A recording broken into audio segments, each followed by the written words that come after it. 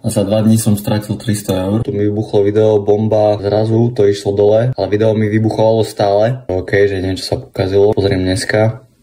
Stačilo mi overiť adresu. Treba ísť trošku do gymu, na bicykli 8 km, tam aj naspäť. Toto je moja výbava. Reálne rovnaký čas ako na autobuse, len mám čáru od Duragu. Som prevzal 30 eur na permanentke. Tu sa cvičia prvácia.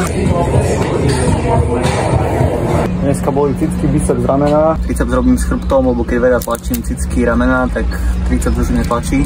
OK, teraz ide domov. ChatGPT povedal, že chodí do gymu na bicykli je dobrý warm-up a ísť domov na bicykli 9 km je dobré na active recovery. Nebudem klamať, keď som tady išiel z hora, bavilo ma to viac. Keď bol dnes leg day, tam tempo jak autobus, domov tempo jak keby bežím. Ja budem zatiaľ opálený, proste, že takto. Idem trochu otročiť na pole.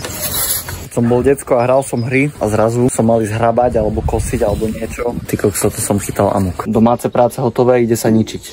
Showtime. 5 až 10 km, ešte nemám odhadnutú vzdialenosť na poli.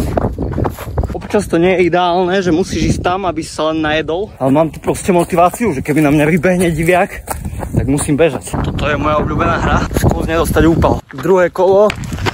Zase tu.